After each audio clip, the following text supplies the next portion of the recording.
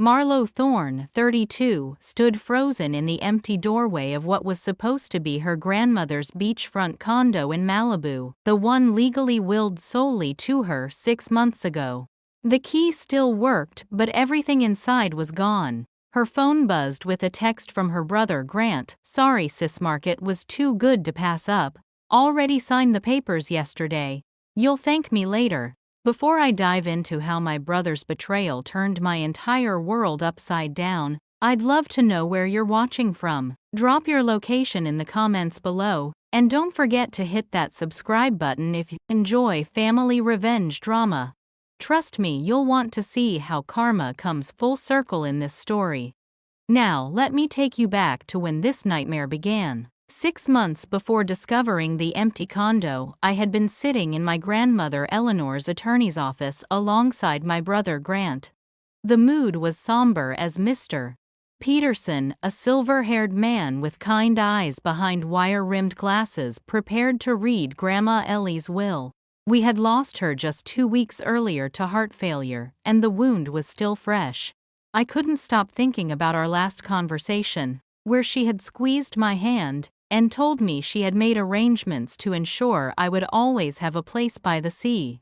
Grant sat beside me scrolling through his phone, barely paying attention until Mr. Peterson cleared his throat and began reading. My grandmother had been methodical in the distribution of her assets. Her investments were to be split equally between Grant and me. Her antique jewelry collection would go to our female cousins and her art collection to various museums. But when Mr. Peterson announced that the Malibu beachfront condo worth approximately $2.1 million was bequeathed solely to me, Grant's head snapped up. "There must be some mistake," he said, his voice tight. "Mom always said Grandma's properties would be split between us." Mr. Peterson adjusted his glasses and looked directly at Grant.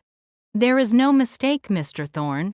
Your grandmother was very specific about this provision. She stated that Marlo had a special connection to the condo, having spent summers there helping with its renovation, and that it should pass directly to her.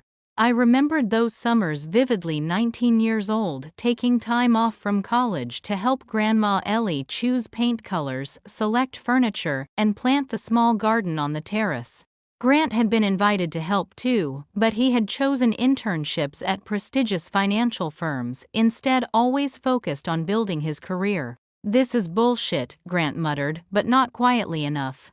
Mr. Peterson raised an eyebrow but continued with the reading. "After the meeting, Grant confronted me in the parking lot. 'You know this isn't fair, right? That condo should be half mine.'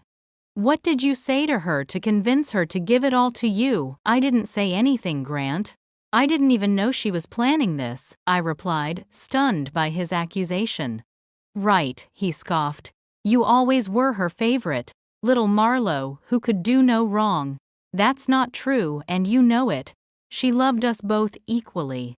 She knew how much that place meant to me.' The condo had been my sanctuary during some of the darkest periods of my life, including the aftermath of my divorce 3 years ago, when Grandma had given me the keys and told me to stay as long as I needed to heal." Grant's expression hardened. "Well, it's not right. That place is worth a fortune, and now the split isn't even close to 50-50. I'm going to talk to a lawyer." "Grant, please don't do this. Let's not fight over Grandma's will. It's not what she would have wanted." "Don't tell me what she would have wanted," he snapped. "You clearly had her wrapped around your finger at the end." He stormed off to his Tesla, leaving me standing there, tears welling in my eyes. I had always known that Grant and I had different relationships with our grandmother, but I never imagined it would come to this: accusations and threats of legal action over her final wishes. That night I called our mother, hoping she might be able to talk some sense into Grant. Mom had always been the mediator between us, the one who could calm the waters when tensions rose. "Oh, honey," she sighed when I explained the situation. "Grant called me right after the reading. He's upset, but he'll come around. You know how he gets when things don't go his way. Just give him some time to process. He threatened to get a lawyer, Mom. He thinks I manipulated Grandma. He doesn't really think that she assured me, he's just lashing out because he's surprised. Grant has always had a plan for everything and this wasn't in his plan. But he loves you. He wouldn't actually try to take the condo from you. I wanted to believe her, but something in Grant's eyes that day told me this wasn't going to blow over easily. My brother had always been competitive, always needed to win, and now he viewed me as having won something he believed should have been at least partially his. The next few weeks passed in a tense standoff. Grant didn't return my calls or texts, and when we saw each other at family dinners he was coldly polite, answering direct questions, but otherwise avoiding conversation with me. I tried to reach out, suggested we meet to talk things through, even offered to discuss some kind of arrangement where he could use the condo sometimes too, but he shut me down each time. I don't need your charity, he told me during one particularly frosty exchange at our parents' house. I'm handling this my way. What I didn't know then was exactly what his way entailed, or how far he would go to get what he believed he deserved. I should have seen the signs, should have been more vigilant, but I genuinely never thought my own brother would betray me so completely. After all, we were family, and despite our differences, I believed that meant something to him, as it did to me. As spring turned to summer, I became busy with my job as an architectural historian, working on a major restoration project that consumed most of my time. I had planned to start using the condo regularly once the project wrapped up, perhaps even move in permanently. The thought of waking up to the sound of waves each morning, of having coffee on the terrace, where Grandma and I had planted lavender and rosemary together, brought me comfort during long work days. If only I had checked on the property sooner. If only I had insisted on changing the locks immediately after the will reading. If only I had realized what my brother was capable of doing to get what he wanted. But I didn't, and that oversight would cost me dearly in ways I couldn't yet imagine. I soon discovered that Grant's silence wasn't merely petulance, it was calculated. While I had been wrapped up in my restoration project, believing our dispute would eventually resolve itself with time, Grant had been meticulously plotting. I pieced together his scheme gradually, each revelation more shocking than the last. The Monday after discovering the empty condo, I went straight to Mr. Peterson's office, the original copy of the will clutched in my trembling hands. His secretary tried to tell me he was in meetings all day, but I refused to leave. When he finally saw me, his face fell at my distressed state. "Grant sold the condo," I said without preamble. "How is that even possible? The title was supposed to be transferred to my name." Mr. Peterson looked genuinely confused. "That's impossible. I filed all the paperwork myself. The property should be registered solely in your name." But when he pulled up the records, his expression shifted from confusion to alarm. The title transfer had indeed been processed, but then just 3 weeks later, another transfer had occurred, this time from me to Grant. And then, just last week, from Grant to a company called Ocean View Holdings LLC. "I never signed anything transferring the property to Grant," I insisted. "This has to be fraud." Mr. Peterson studied the digital copy of the transfer document. "This has your signature on it, Miss Thorne. And it's been notarized." "That's not my signature. I mean, it looks similar, but I never signed this." He peered at me over his glasses. "If what you're saying is true, this is a serious matter involving forgery and fraud. We need to contact the authorities immediately." While Mr. Peterson made calls to the county recorder's office, I stepped outside to call the one person who might have information, our cousin Vanessa, who worked at the same investment firm as Grant. We weren't particularly close, but I was desperate for insights. "I was wondering when you'd call," she said, when I explained the situation. "Look, I probably shouldn't be telling you this, but Grant's been acting strange for months. Talking about a big windfall coming his way, dropping hints about some beachfront property deal. I thought maybe he'd made a smart investment, but when he mentioned Malibu specifically," she trailed off, Did he say anything else? I pressed. Vanessa hesitated. He's been working closely with Reed Hammond recently. You remember Reed from high school, right? He's a notary now, among other things. They've been having a lot of closed-door meetings. Reed Hammond. The name hit me like a physical blow. Reed had been Grant's best friend since childhood, the one who had helped him cheat on exams in high school, the one who had always been willing to bend rules to help my brother get ahead. And now he was a notary, someone who could legally authenticate signatures. There's one more thing, Vanessa added reluctantly. Last month I overheard Grant on the phone with someone talking about doctoring some photographs to make it look like the condo had severe structural damage, something about justifying a quick sale below market value. Marlo, I think he was creating a paper trail to make it look like you had agreed to sell because the property needed expensive repairs. The pieces were falling into place.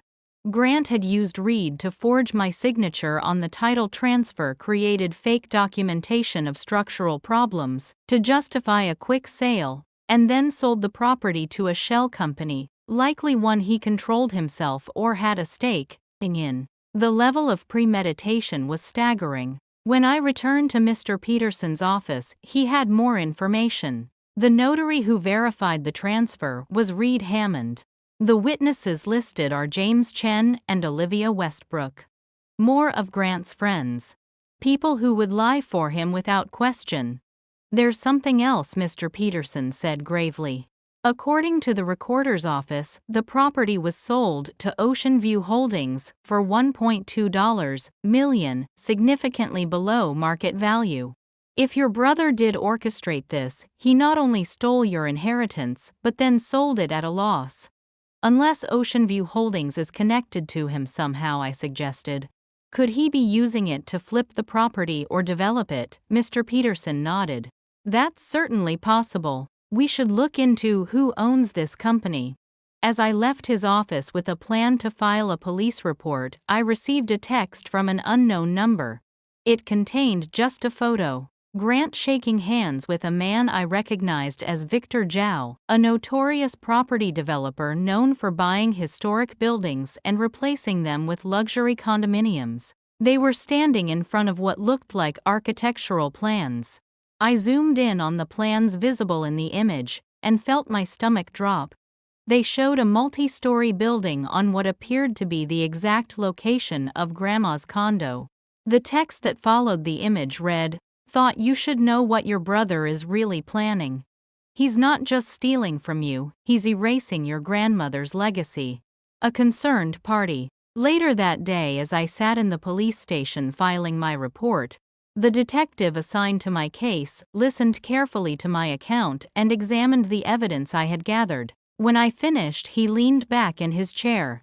"Miss Thorne, based on what you've told me, your brother has potentially committed multiple felonies, forgery, fraud, possibly wire fraud, if any electronic communications were involved in this scheme. But proving it will require more evidence than we currently have." "What kind of evidence?" I asked. "Ideally, we'd need communications showing intent. Emails, texts, recorded conversations where he discusses the plan.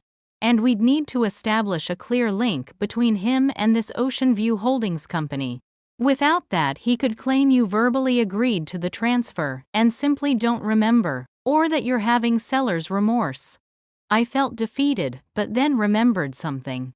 Grandma had security cameras installed at the condo after a break-in a few years ago.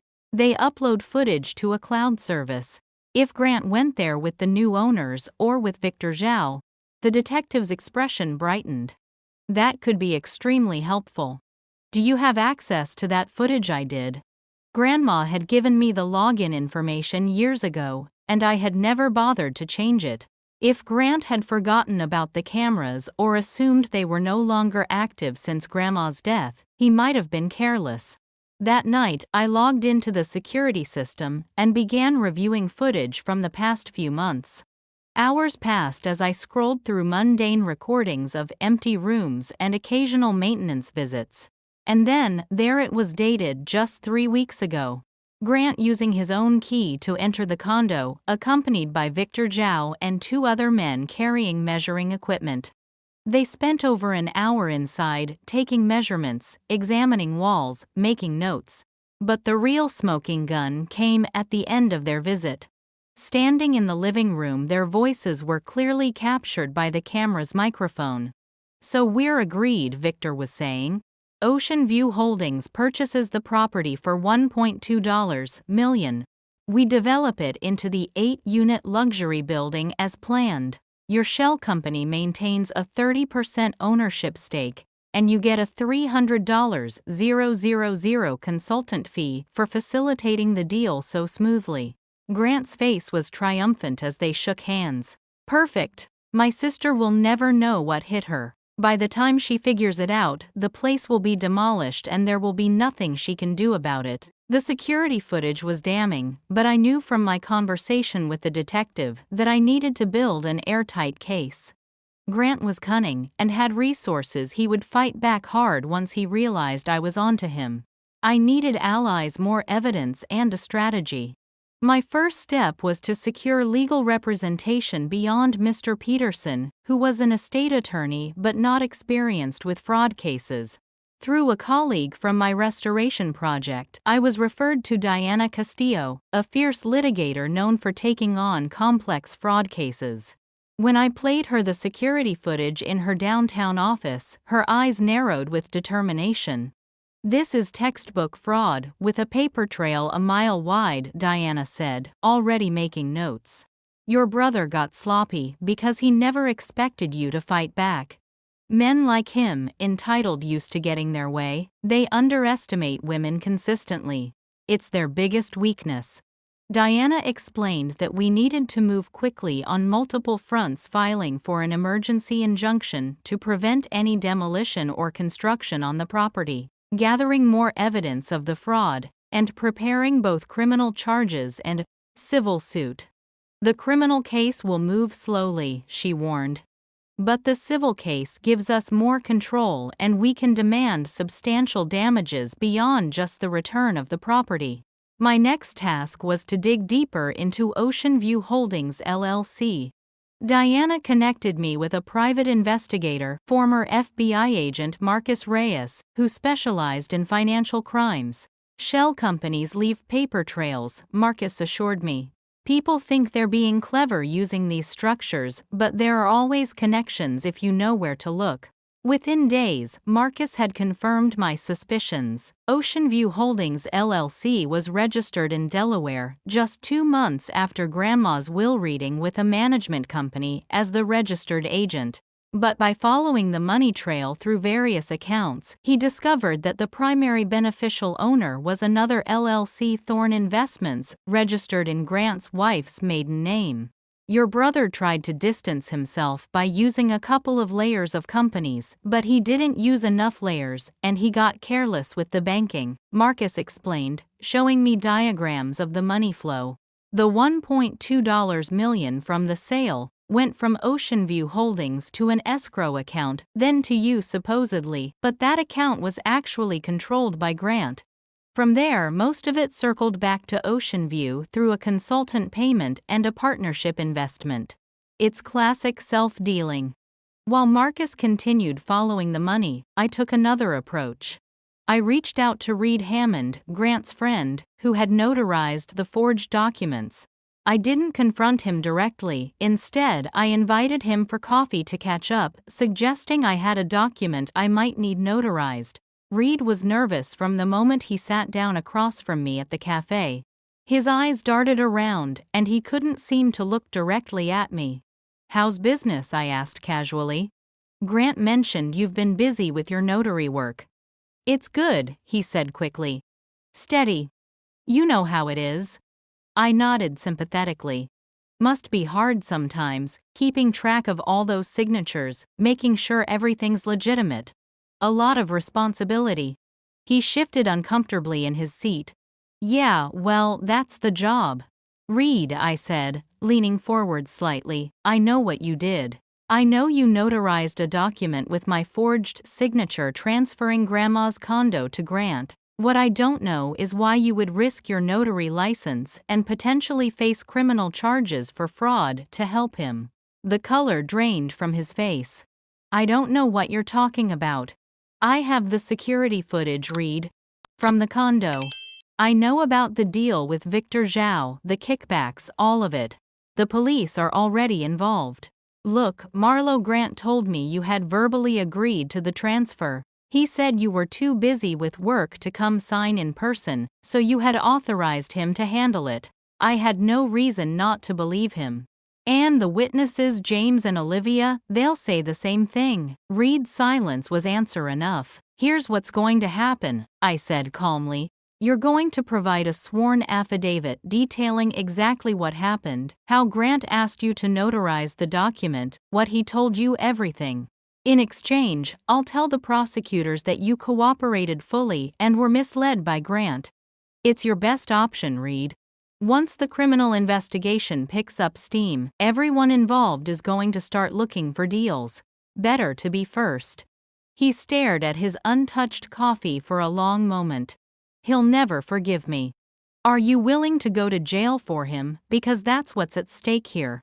And do you really think he wouldn't throw you under the bus to save himself if positions were reversed?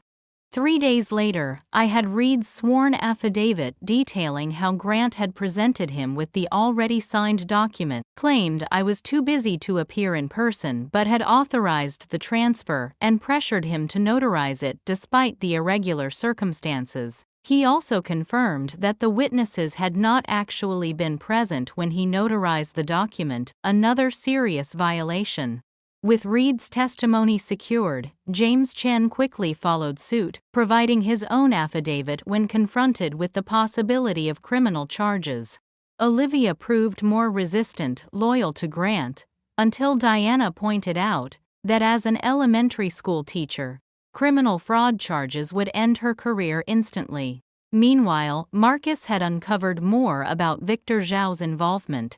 The developer had a history of using questionable tactics to acquire properties and was already under investigation by the State Attorney General's office for possible bribery of local officials to fast-track permits. When Marcus leaked information to Zhao's attorney that Grant's fraud was about to explode into a very public criminal case, Zhao made a strategic decision to save himself. Ms. Thorne, his attorney, said, when he called me, my client had no knowledge of any fraudulent activity regarding the acquisition of the Malibu property. He was led to believe by Grant Thorne that all transactions were legitimate and approved by all relevant parties. To demonstrate his good faith, Mr. Zhao is willing to rescind the purchase and return the property to its rightful owner, with certain confidentiality conditions. Everything was falling into place. Diana filed our emergency injunction to prevent any construction or demolition, and the judge granted it immediately based on the evidence we presented. The district attorney's office, presented with the security footage, affidavits, and financial records, began preparing criminal charges against Grant for fraud, forgery, and grand theft. But despite all this progress, one crucial piece was missing: confronting Grant himself. I needed to look my brother in the eye and hear him admit what he had done and why. Not just for the case, but for myself to understand how the person I had grown up with, shared memories and blood with, could betray me so completely. A week after securing Reed's affidavit with the criminal investigation quietly building momentum, I decided it was time to confront Grant face to face. Diana advised against it, concerned that tipping our hand might give him time to cover his tracks further or flee. But this wasn't just about legal strategy anymore. I needed answers that only Grant could provide. I texted him, suggesting we meet at our parents' house to discuss the condo situation and find a resolution. He agreed surprisingly quickly, probably believing he could manipulate me as he had done so many times before. Our parents were away on a cruise, giving us the privacy we needed for what would inevitably be an explosive confrontation. I arrived early, setting up my phone to record our conversation. Legal in California, as long as one party consents. When Grant walked in, he had the same confident swagger he'd always carried, but I noticed something new in his eyes, a flicker of wariness. "You wanted to talk," he said, settling into our father's favorite armchair, without offering a greeting. "I'm assuming you've calmed down and are ready to be reasonable about this whole situation." I remained standing, unwilling to let him dominate the conversation from a position of physical comfort. "I want to understand, Grant. Why would you forge my signature and sell a property that legally belonged to me that Grandma specifically wanted me to have?" He rolled his eyes. "Always so dramatic, Marlo. Look, I did you a favor. That place was a money pit, foundation issues, electrical problems, the works. It would have cost you hundreds of thousands to fix it properly. I saved you from that headache and made sure you got fair market value considering the condition." "Stop lying," I said quietly. "The property was in excellent condition. I have the inspection reports from just before Grandma died to prove it. And you didn't sell it for fair market value, you sold it for almost $1 million below market to a company you secretly control with plans to develop it into luxury condos with Victor Zhao." The color drained from his face before he quickly recovered. "You can't prove any of that." "Actually, I can. The security cameras in the condo captured your entire conversation with Zhao. I have sworn affidavits from Reed, James, and Olivia admitting to their roles in the fraud. Marcus Reyes has traced the ownership of Ocean View Holdings directly back to you. And Victor Zhao has already offered to rescind the sale to avoid being dragged into the criminal investigation that's currently building against you." Grant's facade cracked. He leapt to his feet, pacing the living room like a caged animal. "This is insane! You're bluffing." I pulled out my phone, played a clip from the security footage, the damning moment when he and Zhao discussed the kickbacks and development plans, and watched his face contort with shock. "How did you?" "I checked for cameras. I swept the whole place." "You checked for new cameras. You forgot about Grandma's old system, the one that uploads directly to a cloud server I have access to." He collapsed back into the chair, his arrogance replaced by calculation.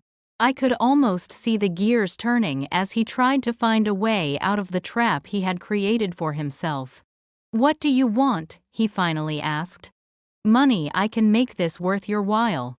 We can still develop the property together. There's enough profit for both of us to come out way ahead of whatever Grandma's original bequest was worth." I stared at him, truly seeing him perhaps for the first time in my life. "I don't want your money, Grant. I want to know why. Why would you do this to me? We're family." He laughed, a cold, hollow sound that echoed in the room where we had once played as children. "Family? Is that what you think protected you all these years? That's so naive, Marlo. It's always been a competition and you've always been winning without even trying." "What are you talking about? You were always the favorite, Mom's, Dad's, Grandma's. Perfect Marlo with her perfect grades and her perfect moral compass. Do you have any idea what it's like growing up in your shadow, having to work twice as hard for half the recognition? That's not true. You were the one with the prestigious internships, the fast-track career, the life that looked perfect on paper. Because I fought for every bit of it, nothing was ever handed to me. But you, things just fall into your lap. Like that condo. Do you even know what Grandma's decision did to me? My entire financial strategy was built around the assumption that I'd get half the value of that property. I had deals lined up, investments ready to go. When she cut me out, she might as well have pulled the rug out from under my entire future." I felt a chill run through me. "Is that what this is about? Money? It's about fairness," he spat. "Why should you get a $2 million property free and clear while I get nothing? Because you helped pick out curtains one summer.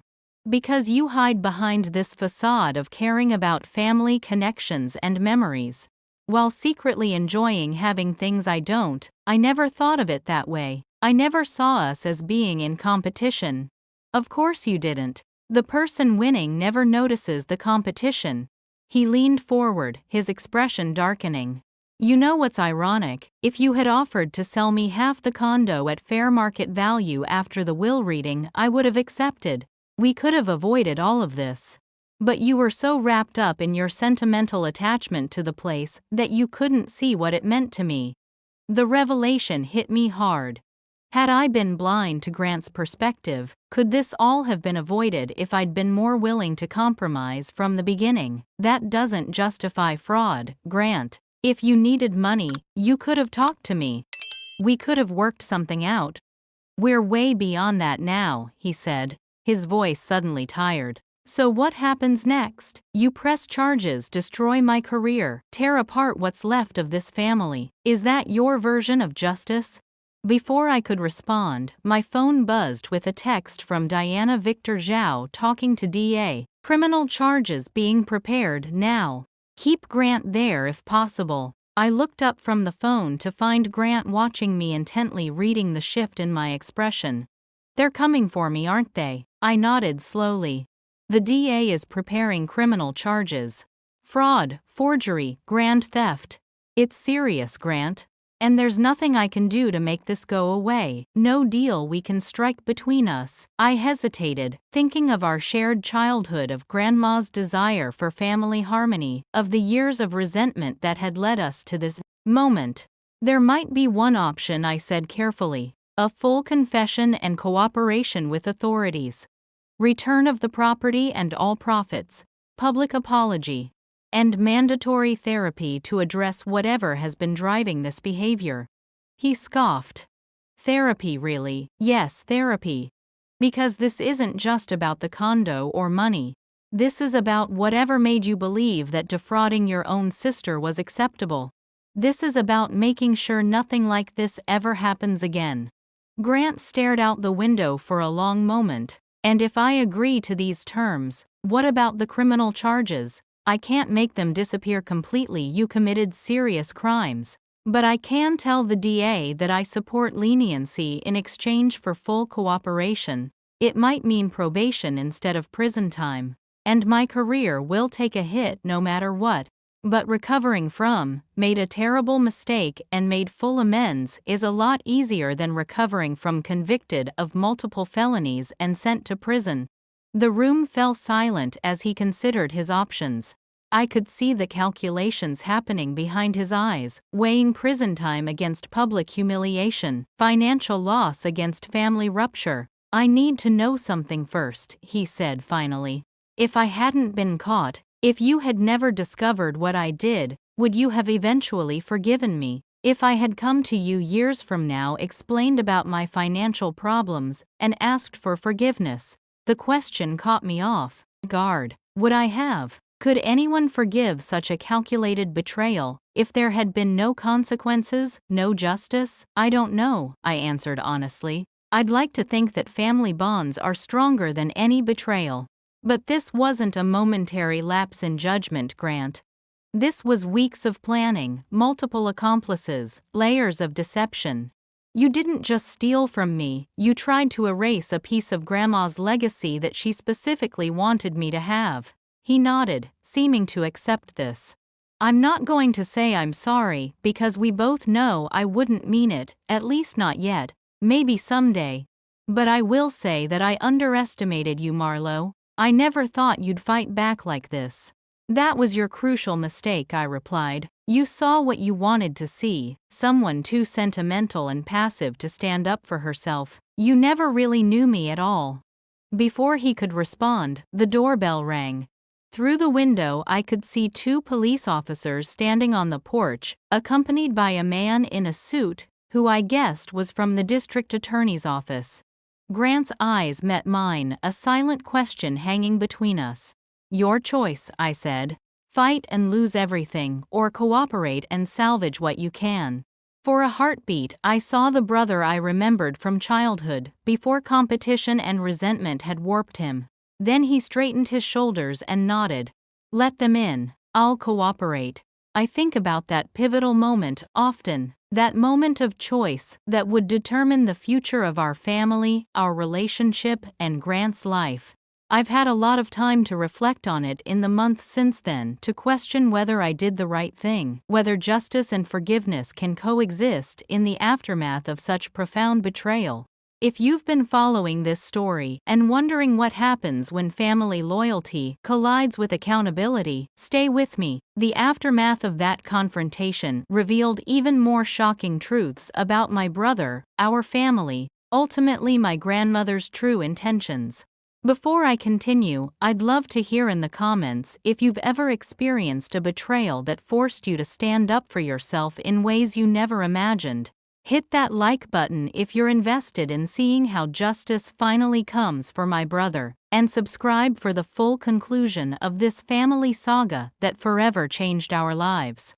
The weeks following Grant's arrest were a whirlwind of legal proceedings, family drama, and unexpected discoveries.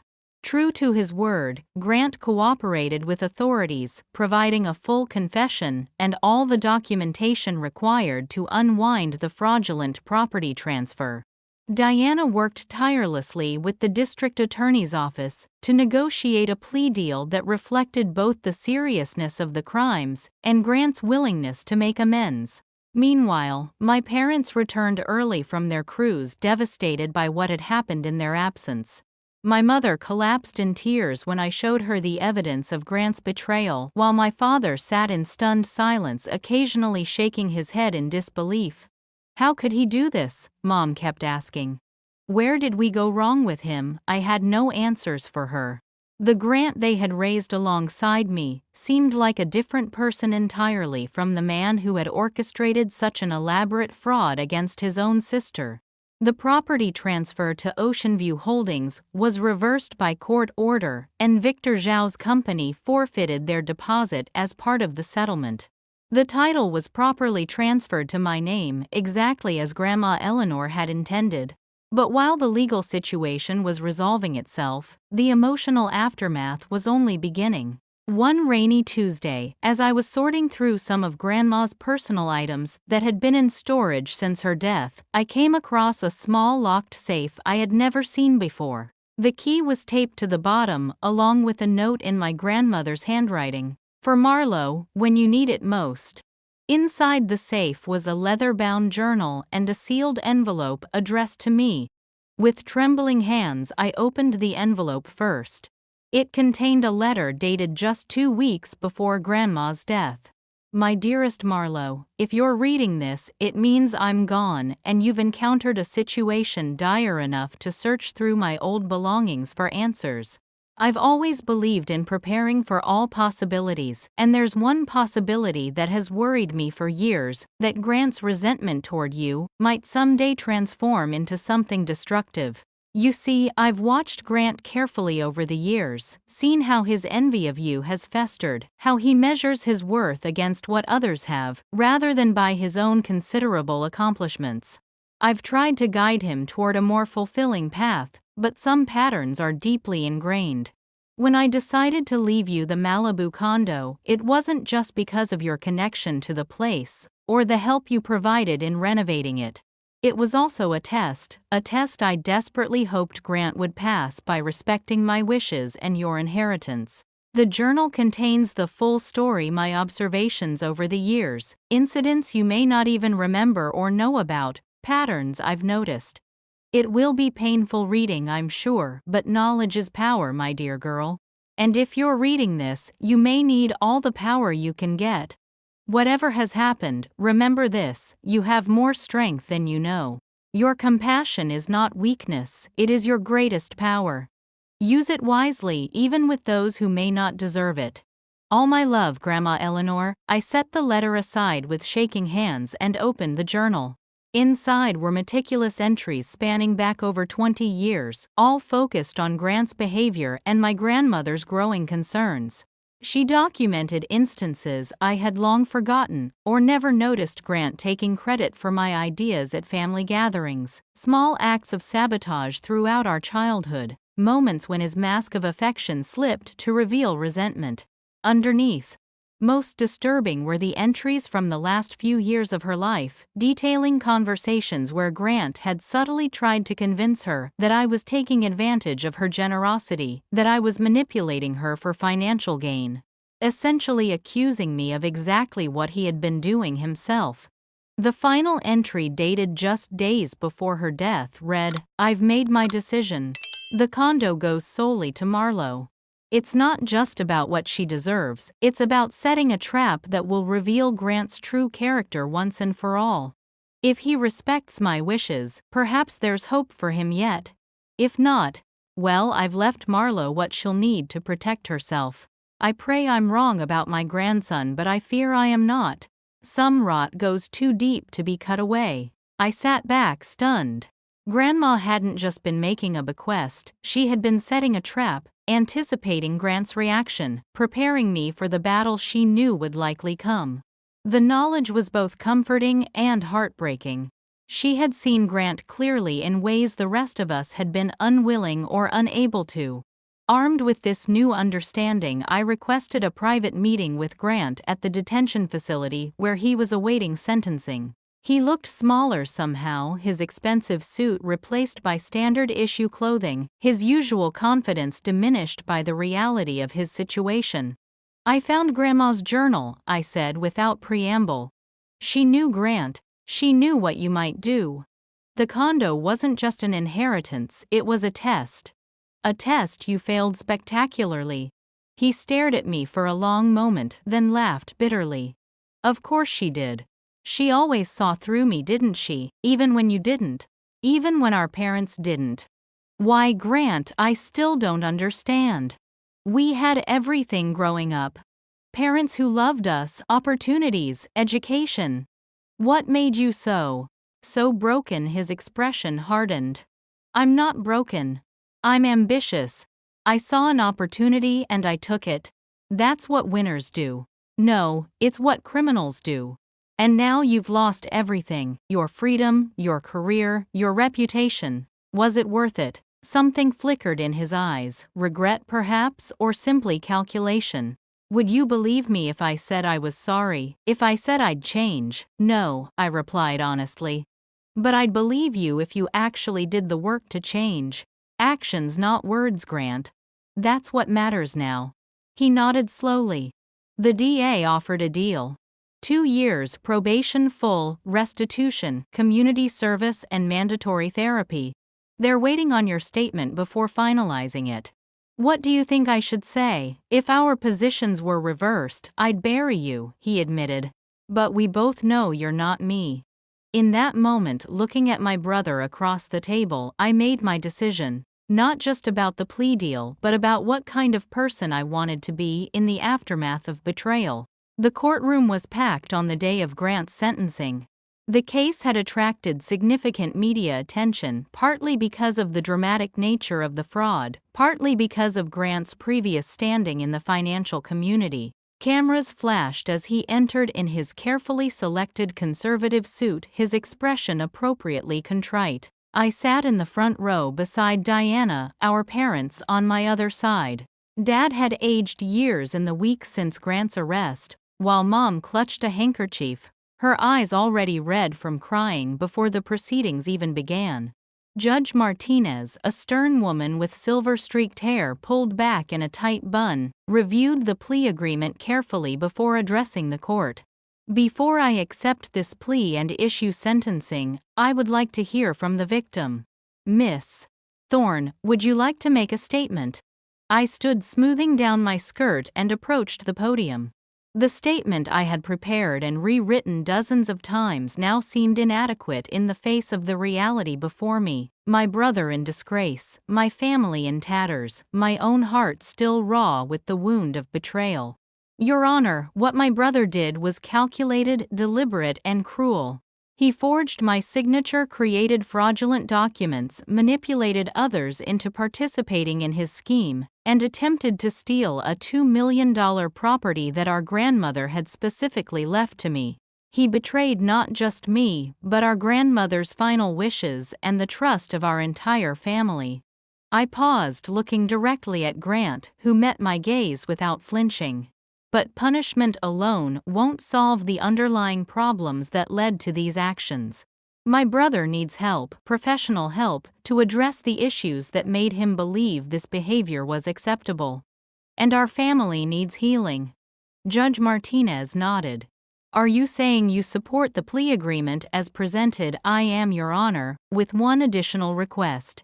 I ask that the court mandate not just individual therapy for my brother, but family therapy for all of us.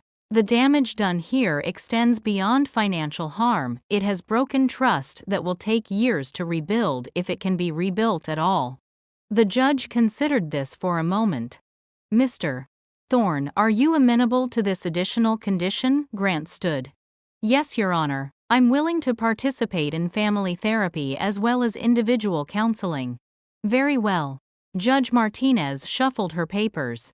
Grant Thorne, this court sentences you to 2 years of probation with the following conditions: full restitution to the victim in the amount of $1.2 million plus legal fees, 500 hours of community service, weekly individual therapy for the duration of your probation, and monthly family therapy sessions as suggested by your sister. Additionally, you will be prohibited from working in any fiduciary capacity for 5 years, and this conviction will be reported to all relevant licensing boards. She peered at Grant over her reading glasses. I want to be very clear, Mr. Thorne. This court is showing leniency largely because of your sister's advocacy. Had she pushed for maximum penalties, you would be facing significant prison time. I strongly suggest you reflect on that generosity during your therapy sessions. The gavel came down, and it was done. Grant was led away to process the paperwork for his probation, and I found myself surrounded by reporters as we left the courtroom. Miss Thorne, why did you support leniency for your brother after what he did? Do you actually believe he can change? Will you ever be able to trust him again? Diana fielded most of the questions, her practiced responses, creating a buffer between me and the media frenzy. But one question penetrated the noise asked by a young reporter with kind eyes. Was this outcome justice in your view? I paused, considering. Justice isn't always about punishment. Sometimes it's about restoration of property, of trust, of family bonds. I don't know if what happened today was perfect justice, but it's a start. The rest will depend on what happens next, on the choices my brother makes going forward. The first family therapy session a week later was as difficult as I had anticipated. Our therapist, Dr. Rivera, had experience with high-conflict family situations and financial betrayals, but even she seemed taken aback by the level of tension in the room. I didn't do this just to hurt Marlo, Grant insisted, responding to our father's anguished question about his motivations. I did it because I had investments lined up, deals that depended on having that capital. When Grandma cut me out of the condo, everything I had planned fell apart. That's not an excuse for fraud, Dad countered, his voice tight with anger and disappointment. I'm not saying it excuses anything. I'm trying to explain that it wasn't personal. It was personal to me, I interjected quietly. It was extremely personal to forge my signature, to violate my inheritance, to try to erase a place that held so many memories for me. Dr. Rivera nodded. Grant, can you hear what your sister is saying? Can you acknowledge the personal impact of your actions, regardless of your intent? He was silent for a long moment. I can acknowledge that it hurt her. That wasn't my goal, but it was a consequence I was willing to accept at the time. And now, Dr. Rivera pressed. How do you feel about that consequence now? Grant looked at me directly for the first time since the session began. I regret it. Not just because I got caught, but because I didn't think about what that place really meant to her. I saw it as an asset, a number on a spreadsheet. I didn't consider the memories, the connection to Grandma. It wasn't a full apology, but it was something, a crack in the armor of justification he had built around himself. The sessions continued weekly, then monthly, as required by the court. Progress was slow, painful, and non-linear. Some days I left feeling hopeful. Other days I was convinced the damage was irreparable. Grant fulfilled his community service requirements by teaching financial literacy classes at a community center in a low-income neighborhood, and something about that experience seemed to affect him more deeply than anything else. "They're so eager to learn," he told me, during one of our increasingly frequent coffee meetings. "Some of them work 3 jobs and still show up for my evening class. It puts things in perspective, you know. All this time I've been chasing more, when I already had so much." 6 months after the sentencing, I finally returned to the condo. I had been avoiding it, unsure how it would feel after everything that had happened. To my surprise, Grant offered to help with some repairs that had been neglected during the legal battle. We worked side by side one weekend, painting the kitchen. The soft yellow grandma had always loved replacing some worn floorboards on the deck. "She really did love this place," Grant said, as we stood on the deck watching the sunset paintbrushes cleaned and put away. "And she loved you. I was jealous of that for a long time." "She loved you too, Grant. Differently though. She trusted you. With me. I think she was always waiting for me to disappoint her." He sighed. "And I did spectacularly."